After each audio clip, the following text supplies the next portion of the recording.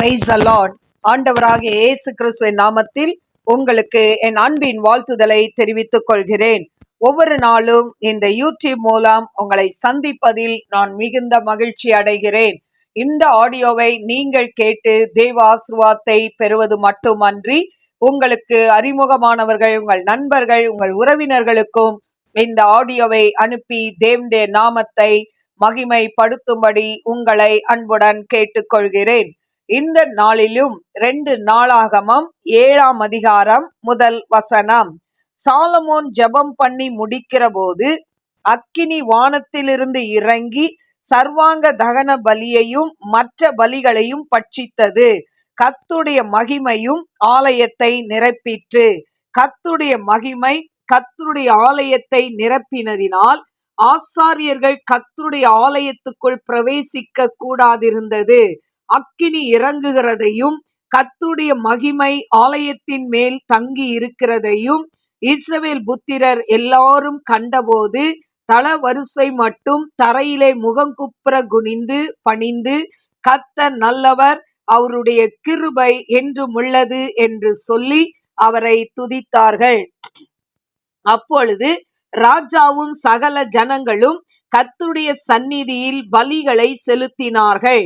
ராஜாவாகிய சாலமோன் 20,000 மாடுகளையும் 1,20,000 ஆடுகளையும் பலியிட்டான். இவ்விதமாய் ராஜாவும் சகல ஜனங்களும் தேவனுடைய ஆலயத்தை பிரதிஷ்டை பண்ணினார்கள்.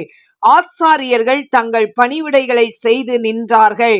தாவீது ராஜா லேவியரை கொண்டு கர்த்தருடைய கிருபை என்றும் உள்ளது என்று அவரை துதித்து பாடும்படியாக செய்வித்த கர்த்தரின் கீத வாத்தியங்களை அவர்களும் வாசித்து சேவித்து நின்றார்கள்.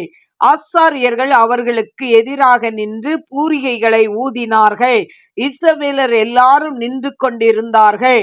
சாலமோன் உண்டாக்கின வெண்கல பலிபீடம் சர்வாங்க தகன பலிகளையும் போஜன பலிகளையும் நினத்தையும் கொள்ள மாட்டாதிருந்தபடியினால் கர்த்தருடைய ஆலயத்துக்கு முன்னிருக்கிற பிரகாரத்தின் நடு மையத்தை சாலமோன் பரிசுத்தப்படுத்தி அங்கே சர்வாங்க தகன பலிகளையும் சமாதான பலிகளின் நினத்தையும் செலுத்தினான். அக்காலத்தில் தானே சாலமோனும் ஆமாத்தின் எல்லையிலிருந்து எகிப்தின் நதி மட்டும் வந்து அவனோடே கூட இருந்த மகா பெரிய கூட்டமாகிய இஸ்ரவேல் அனைத்தும் 7 நாளளவும் பண்டிகையை ஆசரித்து 8ஆம் நாளை விசேஷித்த ஆசரிப்பு நாளாய் கொண்டாடினார்கள்.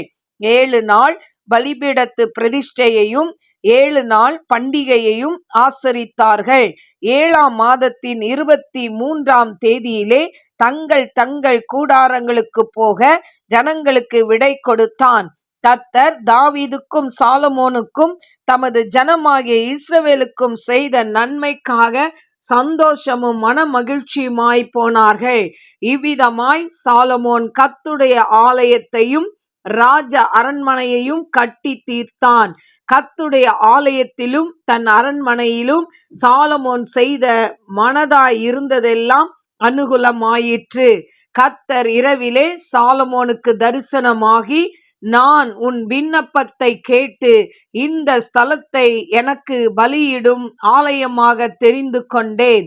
நான் மழை இல்லாதபடிக்கு வானத்தை அடைத்து அல்லது தேசத்தை அழிக்க வெட்டுக்கிளிகளுக்கு கட்டளையிட்டு அல்லது என் ஜனத்திற்குள் கொள்ளை நோயை அனுப்பும்போது என் நாமம் தரிக்கப்பட்ட என் ஜனங்கள் தங்களை தாழ்த்தி ஜெபம் பண்ணி என் முகத்தை தேடி தங்கள் பொல்லாத வழிகளை விட்டு திரும்பினால், அப்பொழுது பரலோகத்தில் இருக்கிற நான் கேட்டு அவர்கள் பாவத்தை மன்னித்து அவர்கள் தேசத்துக்கு சேமத்தை கொடுப்பேன்.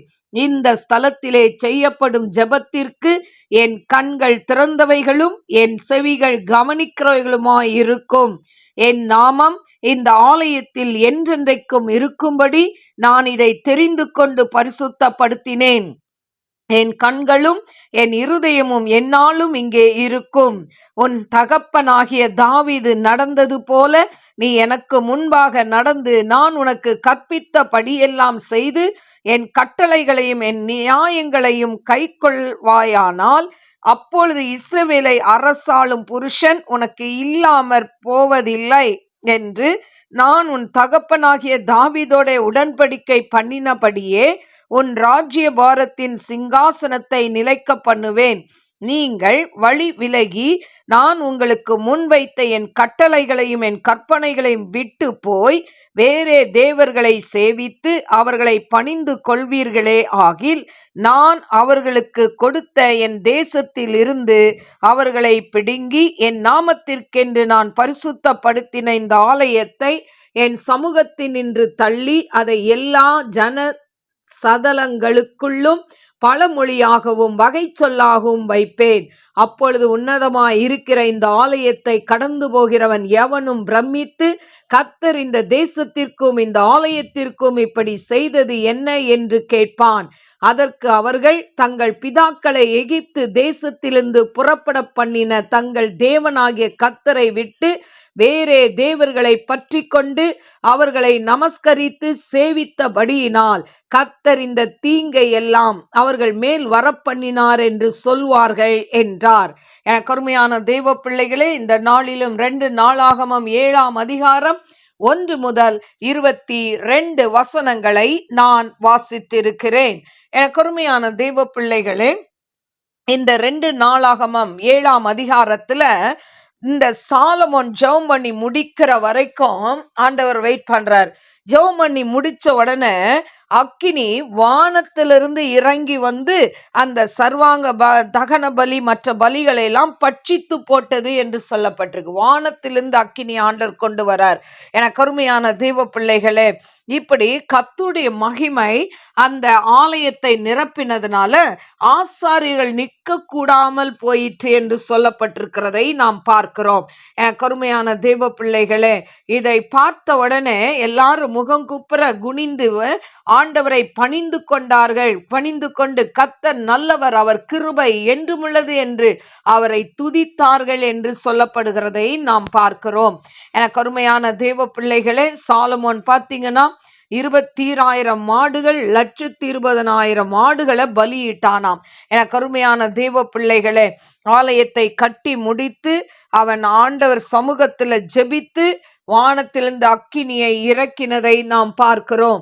கருமையான தேவ பிள்ளைகளே, இப்படி இருந்த அந்த சாலமோனுக்கு ஆண்டவர் சொல்றார், இந்த ஸ்தலத்துல என் கண்கள் காண்கிறதாயும் என் செவிகள் கேட்கிறதாயும் இருக்கும்னு சொல்றார். ஜெபத்தை கேட்பேன்.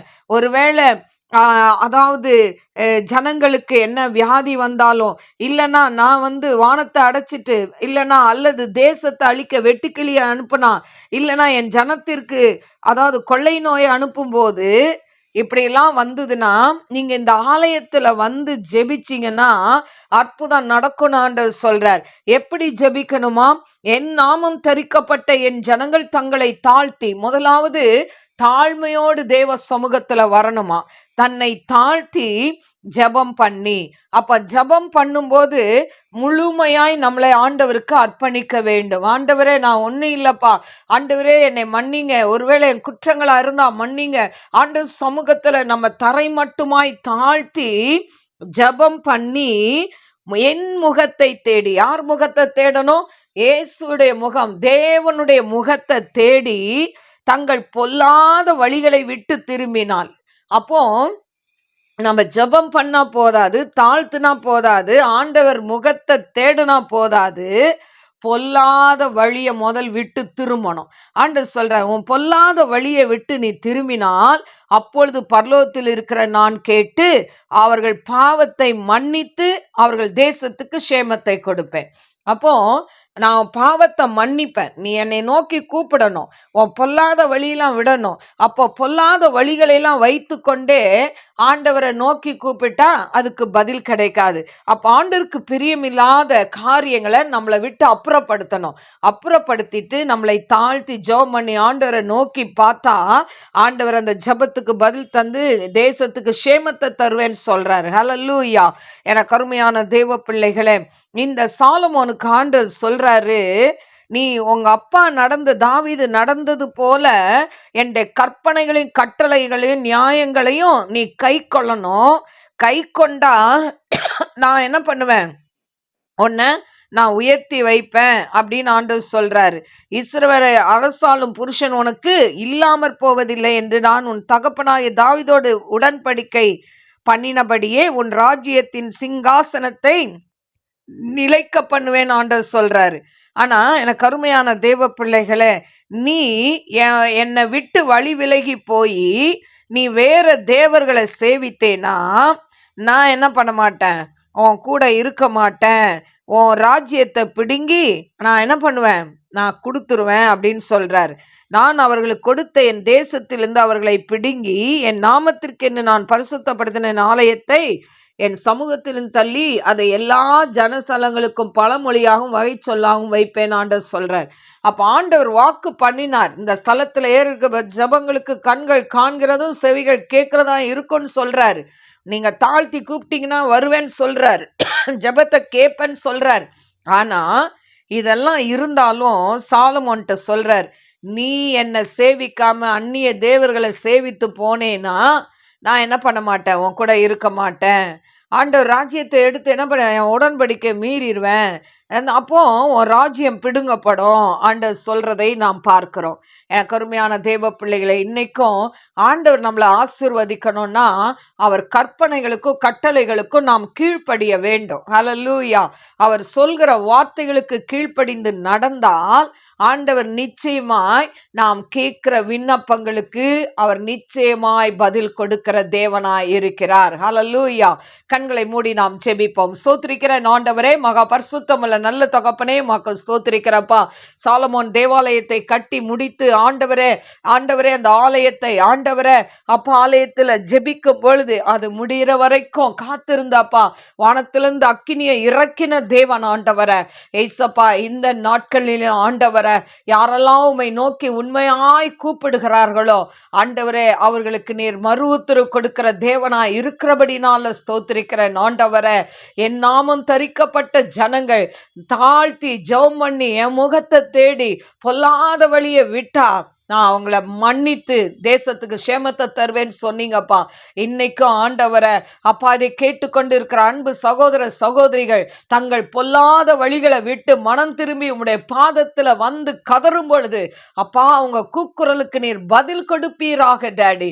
ஆண்டவரே, அந்த கத்தாவே கூக்குரலுக்கு நீர் பதில் கொடுக்கிற தேவனாய் இருக்கிறபடினால ஸ்தோத்திரிக்கிறேன் ஆண்டவரே. நியாயமே கிடைக்கலையேன்னு சொல்லி கலங்கி கொண்டு இருக்கிறவர்களுக்கு நீர் நியாயத்தை செய்வீராக ஆண்டவரே. அப்பா உம்முடைய அன்பின் கரத்துல தாழ்த்துகிறப்பா. இந்த நாள்ல யாரெல்லாம் உண்மையாய் உம்மை நோக்கி கூப்பிடுறாங்களோ, பொல்லாத வழியை விட்டு மனம் திரும்பி உம்மை நோக்கி கூப்பிடுகிற ஒவ்வொரு பிள்ளைகளுக்கும் நீர் ஆமென் என்று பதில் கொடுக்க போறதுக்காய் ஸ்தோத்திரிக்கிறேன் ஆண்டவரே. உடைய அன்பின் கரத்துல தாழ்த்துகிறப்பா. இதை கேட்கிற ஒவ்வொரு பிள்ளைகளுடைய வாழ்க்கையிலே அற்புதங்களை செய்வீராக, அதிசயங்களை செய்வீராக. நாமத்தை மாத்திரம் மகிமைப்படுத்துங்க. இயேசுவின் நாமத்தில் கேட்கிறேன் பிதாவே, ஆமென். God bless you. God bless you.